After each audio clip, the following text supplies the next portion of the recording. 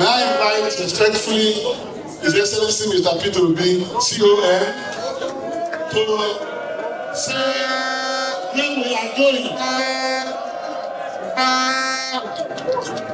His Excellency Senator David Mark, listen carefully where we have decided to go.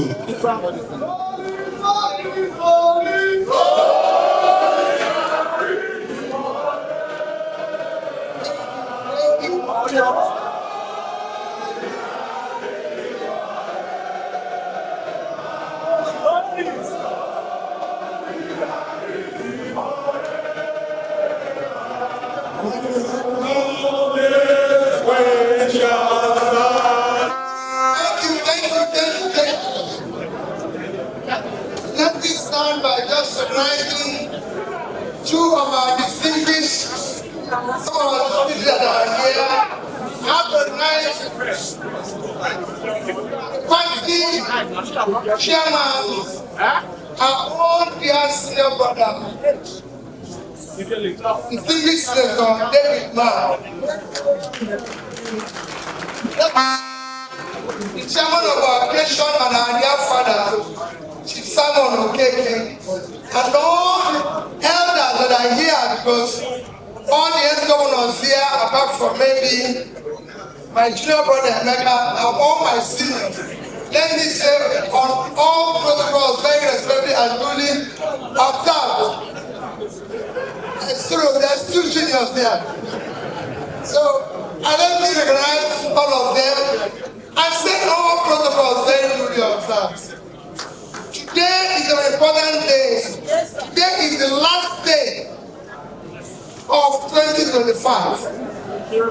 So we are ending this year with a hope that in 2026 we will begin a journey of rescue of our content.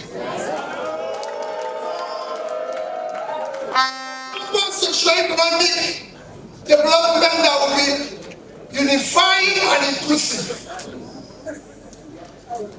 We have all watched those who benefited from our democracy sometimes now become accessories to destroying our democracy. Either through coercion and cancerism against the opposition. We cannot allow this to happen. We will resist it. We've not seen people who benefited our democracy be part of celebrating electoral fraud publicly. And we are saying that those who are planning to rig an election in Nigeria come 2027, we will resist it by every means possible. And we're urging this happened because we have weak institutions like INEC, which we are urging them in the coming election. We must do whatever it is to follow the rules and the regulations, starting by educational qualification for eligibility to sit for any election. We can no longer be where they are asking whether this person went to school or not. We have 1 year now to determine who went to school and who didn't go to school.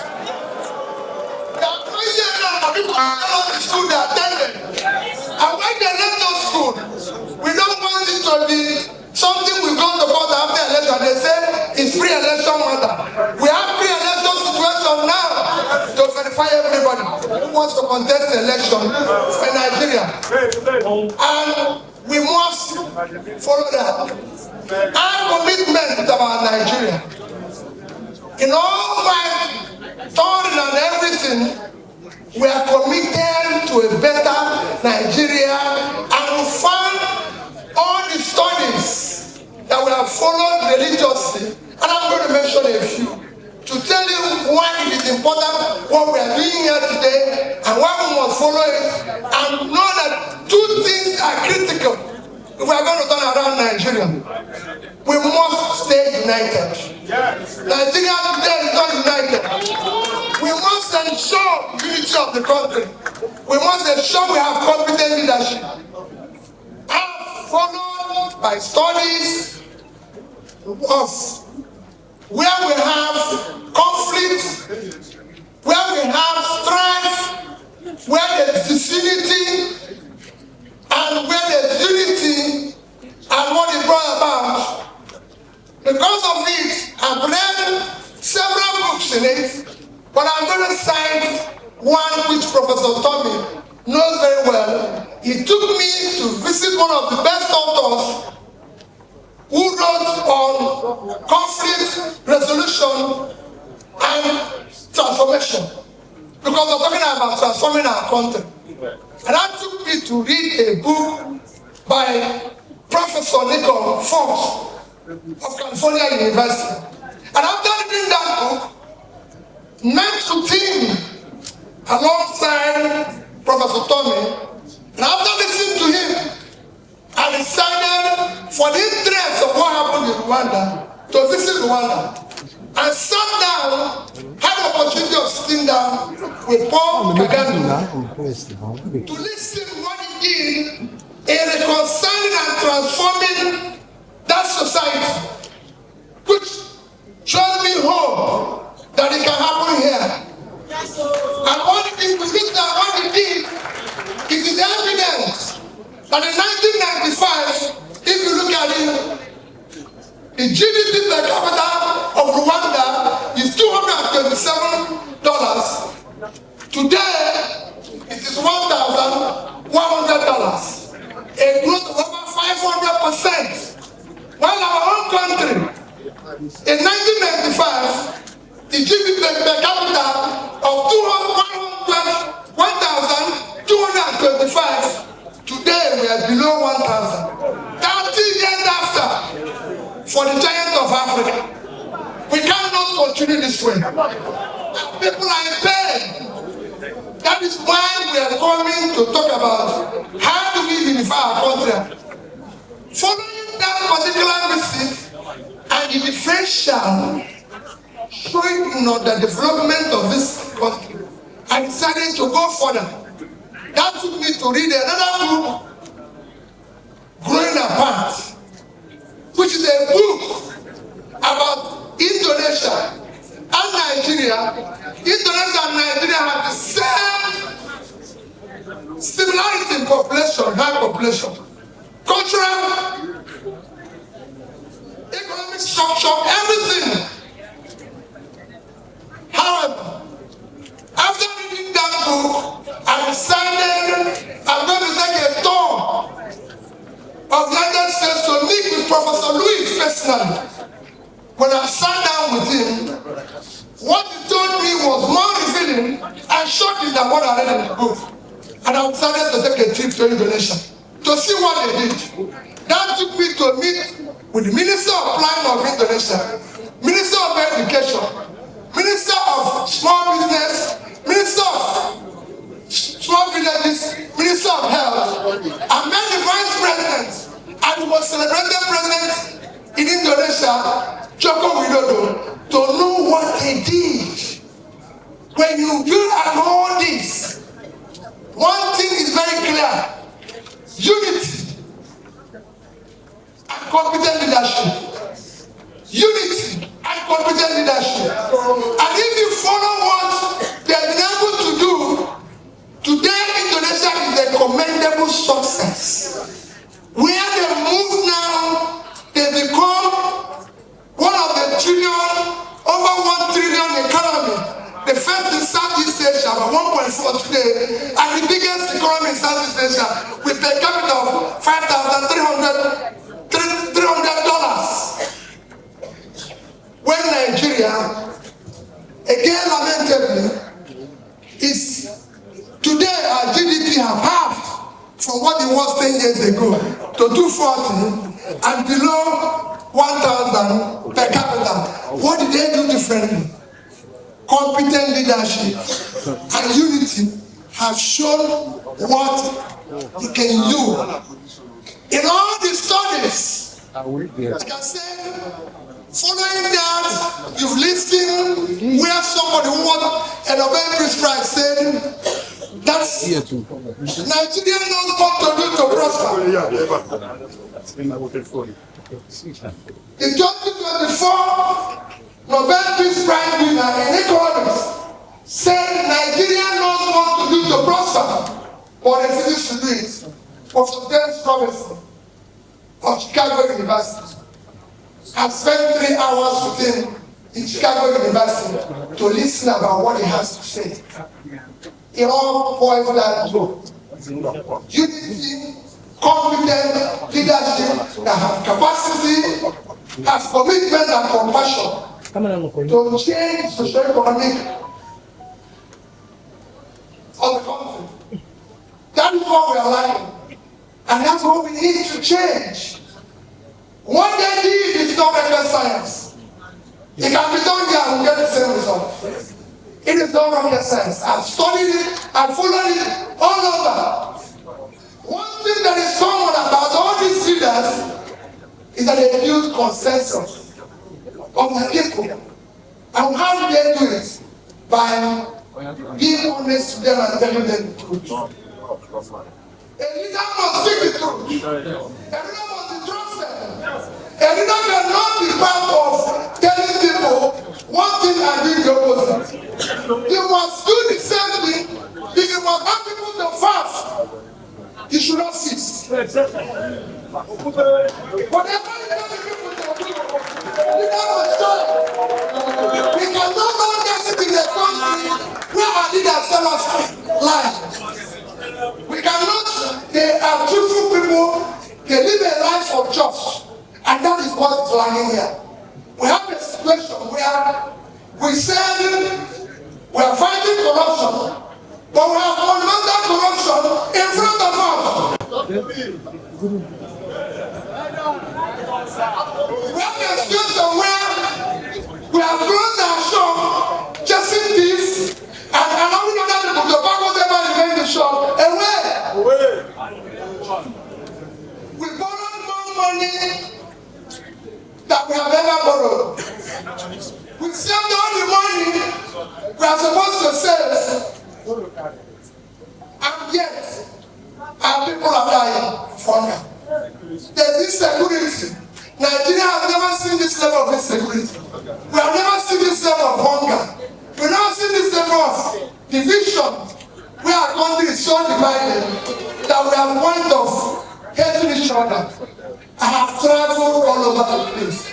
And I appeal to all of us, to those who are visiting us, that we must come together united to be able to fight this. We can no longer allow those by dividing us. We can no longer allow those who live by making us poor. Nigeria is not a poor country. We are looking into poverty, and we must stop that meeting. Nigerians are not lazy people. We've been betrayed. Nigeria, we can no longer continue rewarding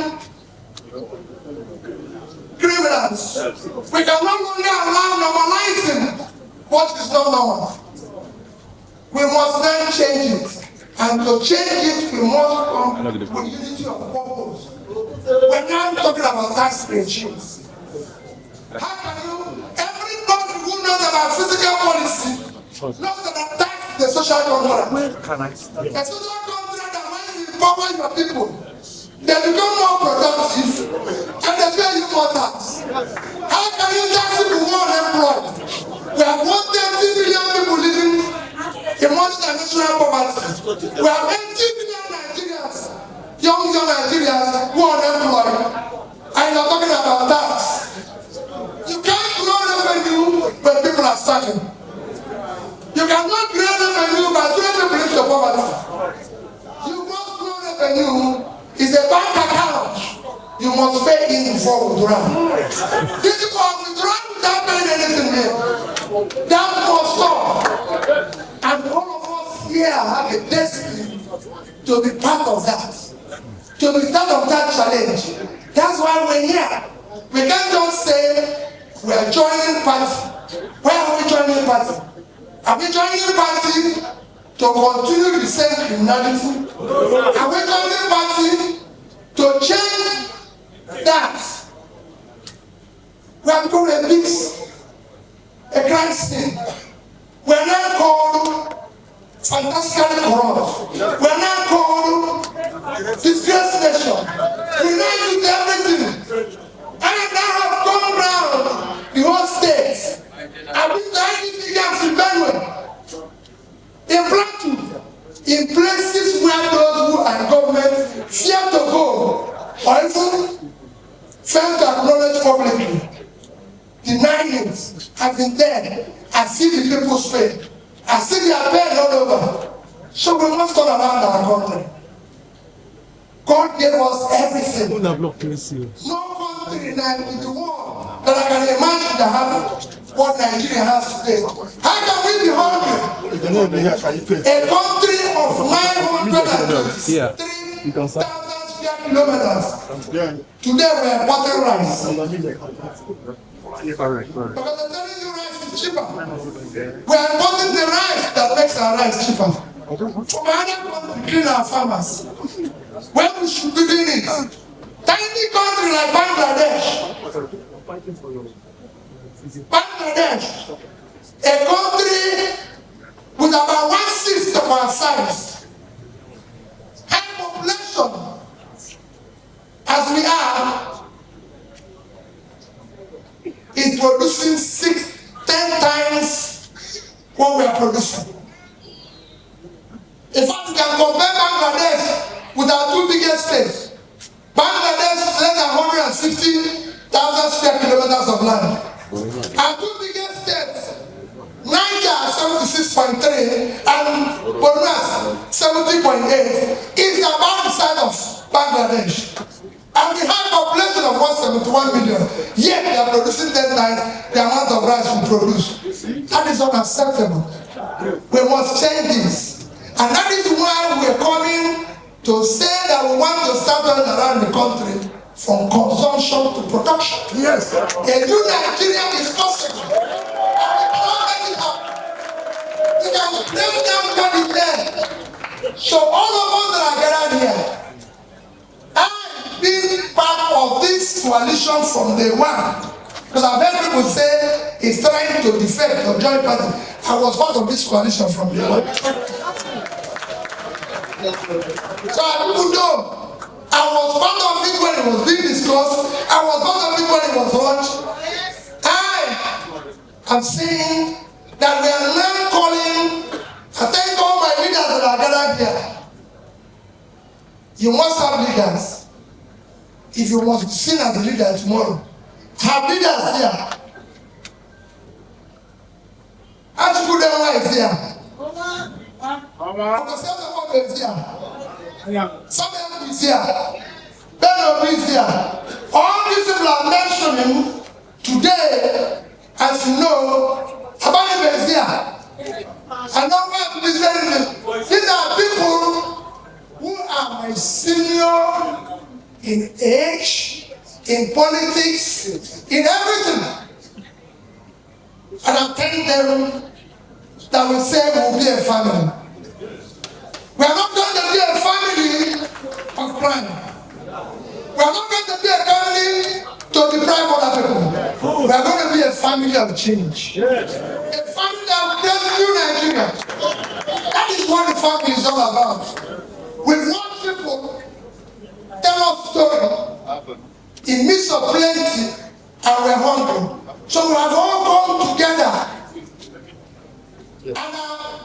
to ensure that we become fully member of this coalition of ADC led by the civil senator David Mark. That is all we came together. We will in the coming months be able to tell you what this coalition has that is different from what is happening today. Because we must start the difference. That is why you are seeing from Osumbo to Tommy They can't be a prophet somewhere. They know what prophets are suffering today. So their prophetorship must come with new ideas. We want to be able to change the country. And we are not just on ourselves going into ADC. We are also making other people from other political parties. All the opposition must come together for the sake of Nigeria. Whether they are PDP, LDP, or any other party, we are faced with the existential threat which we must all fight for the sake of our children. A new Nigeria, productive, all-inclusive, united Nigeria, where we will see each other as love, where we will turn around the economy, starting from agriculture and manufacturing. The empty lands of the north must be cultivated. While the factories in the southern part of the country must now function, the employed people. Thank you. May God Almighty. We must then do that and ensure that we will now talk about how we are going to create wealth based on proper physical policy that creates wealth by ensuring that we enrich the people. So we can earn more. Those 80 million Nigerian youths, we want to give them a home to drive everything. One of the things that I learned in Indonesia is that 95% of the employment comes from small businesses. And we made the youth.